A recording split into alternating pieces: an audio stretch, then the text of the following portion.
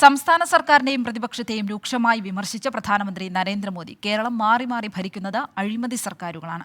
സംസ്ഥാനത്തെ ക്രമസമാധാന നില മോശമാണെന്നും ക്രിസ്ത്യൻ പുരോഹിതർ പോലും ആക്രമണത്തിന് വിധേയരാകുന്നുവെന്നും വിമർശനം.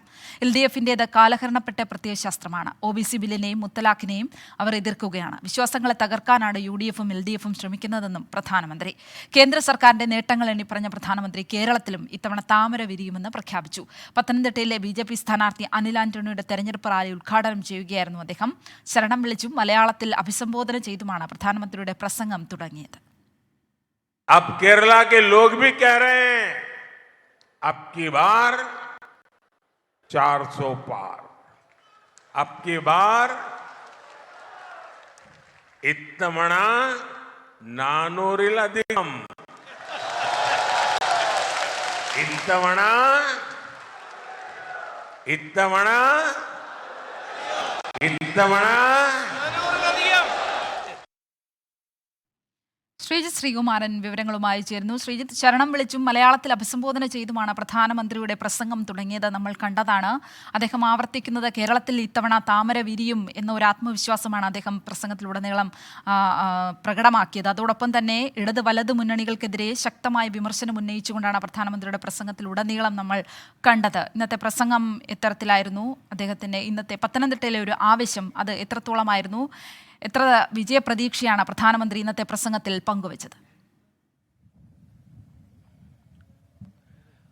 പതിവ് പോലെ ശബരിമല സ്ഥിതി ചെയ്യുന്ന ഈ ജില്ലയിലെത്തിയപ്പോൾ ശരണം വിളിച്ചു തന്നെയാണ് പ്രധാനമന്ത്രി നരേന്ദ്രമോദി തുടങ്ങിയത്. അത് ഇന്നും ഇന്നലെയും തുടങ്ങിയതല്ല. പത്തനംതിട്ടയിൽ മുൻപ് വന്നപ്പോഴും പ്രധാനമന്ത്രി ശരണം വിളിക്കുന്ന ഒരു സാഹചര്യം ഉണ്ടായിരുന്നു. അത് തൃശ്ശൂരിലും തുടരുന്ന ഒരു സാഹചര്യം ഉണ്ടായിരുന്നു. പക്ഷേ മലയാളത്തിൽ അഭിസംബോധന ചെയ്തുകൊണ്ട് 400 സീറ്റ് കവിയും കേരളത്തിൽ, ക്ഷമിക്കണം, ഇന്ത്യയിൽ 400 സീറ്റ് BJPക്ക് കവിയും, ഇത്തവണ 400 എന്ന് മോദി വളരെ വ്യക്തമായി തന്നെ പറയുന്ന ഒരു സാഹചര്യം ഉണ്ടായി. നേരത്തെ ശ്രീലക്ഷ്മി സൂചിപ്പിച്ചതുപോലെ തന്നെ ഇടത് വലത് മുന്നണികളെ, അതായത് ഇടത് LDFനും UDFനുമെതിരെ രൂക്ഷമായ വിമർശനം ഉന്നയിക്കാനും തന്റെ രാഷ്ട്രീയ ഭാഷണത്തിൽ മോദി മറന്നില്ല. അതിലേറ്റവും പ്രധാനമായി പറഞ്ഞത് കേരളത്തിൽ വിശ്വാസികൾക്ക് യാതൊരു സുരക്ഷിതത്വവുമില്ല. അതിലേറ്റവും പ്രധാനമായും എടുത്തു പറഞ്ഞ ക്രിസ്ത്യൻ പുരോഹിതന്മാർ പോലും പള്ളികളിൽ ആക്രമിക്കപ്പെടുന്നു എന്ന് വളരെ വ്യക്തമായ രീതിയിൽ നരേന്ദ്രമോദി പൂഞ്ഞാർ സംഭവത്തെ സൂചിപ്പിച്ചുകൊണ്ട് പറയുന്നൊരു സാഹചര്യം ഉണ്ടായി. ഇതുകൂടാതെ മുത്തലാഖ് ബില്ലിനെയും OBC ബില്ലിനെയും അടക്കം ഇടതുപക്ഷം എതിർക്കുന്നു. അവരുടെ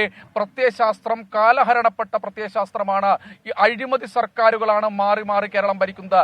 ഇതിന് അറുതി വേണം. കേരളത്തിൽ ഇത്തവണ താമര വിരിയണം. അതായത് കേരളത്തിൽ ഇത്തവണ താമര വിരിയണമെന്ന് പറയുമ്പോൾ തന്നെ സർവ്വമേഖലയെയും സംബന്ധിക്കുന്ന ഒരു രാഷ്ട്രീയ ഭാഷണം തന്നെയാണ് പ്രധാനമന്ത്രിയുടെ ഭാഗത്തു നിന്നുണ്ടായിരിക്കുന്നത്. അതിൽ SFIയെ പറയാതെ, ആ പേരെടുത്ത് പറയാതെ തന്നെ SFIയെ പോലും ആക്രമിക്കുന്ന ഒരു സമീപനം പ്രധാനമന്ത്രിയുടെ പ്രസംഗത്തിൽ ഉണ്ടായിരുന്നു. അതിലേറ്റവും പ്രധാനമായും അദ്ദേഹം എടുത്തു പറഞ്ഞത് കലാലയങ്ങളിൽ പോലും അക്രമകാരികൾ അക്രമവൽക്കരിക്കുന്നു എന്നാണ് അദ്ദേഹം പറഞ്ഞത്. അത് കൃത്യമായ രീതിയിൽ സമീപ കാലത്തുണ്ടായിരിക്കുന്ന കലാലയങ്ങളിലെ സിദ്ധാർത്ഥന്റെ മരണം ഉൾപ്പെടെയുള്ള വിഷയങ്ങൾ ടച്ച് ചെയ്താണെന്ന് എല്ലാവർക്കും ബോധ്യമുള്ളതാണ്. എന്തായാലും പ്രധാനമന്ത്രി ഏതാണ്ട് 3/4 മണിക്കൂറോളം പ്രസംഗിച്ചു.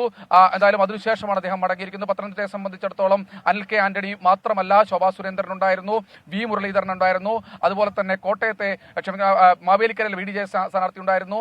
അങ്ങനെ BJPയുടെ ഒരു 5ഓളം സ്ഥാനാർത്ഥികൾ ഇവിടെ ഈ വേദിയിൽ തന്നെ ഉണ്ടായിരുന്നു. എന്തായാലും പ്രവർത്തകർ ആവേശത്തിലാണ്. പ്രധാനമന്ത്രിയുടെ പരിപാടി കഴിഞ്ഞ BJP പ്രവർത്തകർ ആദ്യമല്ല പ്രധാനമന്ത്രി കേരളത്തിൽ ഇത്തരത്തിൽ തെരഞ്ഞെടുപ്പുമായി ബന്ധപ്പെട്ട സന്ദർശനം നടത്തുന്നത്, റാലികളിൽ പങ്കെടുക്കുന്നത്. ഇപ്പോൾ തെരഞ്ഞെടുപ്പ് തീയതികൾ നാളെ പ്രഖ്യാപിക്കാനിരിക്കുന്ന ഒരു സാഹചര്യം കൂടിയാണ്. ഇന്നത്തെ പ്രധാനമന്ത്രിയുടെ സന്ദർശനം പത്തനംതിട്ടയിൽ പാർട്ടിക്ക് എത്രത്തോളം ശക്തി പകരുന്നുണ്ട് ശ്രീജിത്ത്?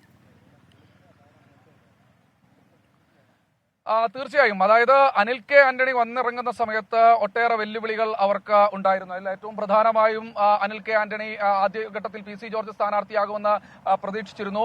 പിന്നീട് PC ജോർജ് തന്നെ അതിൽ ചെറിയ അതൃപ്തി പ്രകടിപ്പിക്കുന്ന ഒരു സാഹചര്യം ഉണ്ടായി. അപ്പോൾ പത്തനംതിട്ട BJPയെ സംബന്ധിച്ചിടത്തോളം ആകെ തന്നെ ഒരു അവ്യക്തത NDA മുന്നണിക്കുള്ളിൽ തന്നെ ഉണ്ടാകുന്ന ഒരു സാഹചര്യം ഉണ്ടായി. തുഷാർ വെള്ളാപ്പള്ളിക്കെതിരായ PC ജോർജിന്റെ പരാമർശം, വെള്ളാപ്പള്ളി നരേശന്റെയും തുഷാർ വെള്ളാപ്പള്ളിയുടെയും ഒക്കെ മറുപടി, സ്വാഭാവികമായി അതൊക്കെ തന്നെ BJPയെ സംബന്ധിച്ചിടത്തോളം ഒരു അവ്യക്തത, ഒരു മെല്ലെപ്പോക്ക് ഉണ്ടായിരുന്നു. അതെന്തായാലും ഇല്ലാതാക്കി മാറ്റാൻ അനിൽ കെ ആന്റണിയുടെ തോൾ പിടിച്ച് കുലുക്കിക്കൊണ്ട് നരേന്ദ്രമോദി ഇവിടെ വന്ന് നിന്നതോടുകൂടി അതെല്ലാം പാർട്ടിക്കുള്ളിൽ അങ്ങനെ യാതൊരു പ്രശ്നങ്ങളുമില്ല, അനിൽ കെ ആന്റണിക്ക് മോദിയുടെ പിന്തുണയുണ്ട് എന്ന് കൃത്യമായി ജനങ്ങൾക്ക് ബോധ്യപ്പെടുത്താൻ അല്ലെങ്കിൽ പ്രവർത്തകരെ ബോധ്യപ്പെടുത്താൻ ബി.ജെ.പി. നേതൃത്വത്തിനായിട്ടുണ്ട്. ആ അർത്ഥത്തിൽ ബി.ജെ.പിയെ സംബന്ധിച്ചിടത്തോളം ഈ റാലി വൻ വിജയകരമാണ്. പത്തനംതിട്ടയിൽ നിന്ന് മാത്രമല്ല, മാവേലിക്കരയിൽ നിന്നും കോട്ടയത്തു നിന്നും അടക്കമുള്ള പ്രവർത്തകർ, കൊല്ലത്തു നിന്നും അടക്കമുള്ള പ്രവർത്തകർ ഇവിടെ എത്തിച്ചേർന്നിരുന്നു. എന്തായാലും ബി.ജെ.പിയെ സംബന്ധിച്ചിടത്തോളം അവരുടെ തെരഞ്ഞെടുപ്പ് ചൂടിലേക്ക് അടുക്കുമ്പോൾ പത്തനംതിട്ടയിൽ പാർട്ടിക്ക് ആവേശമായി പ്രധാനമന്ത്രിയുടെ റാലി.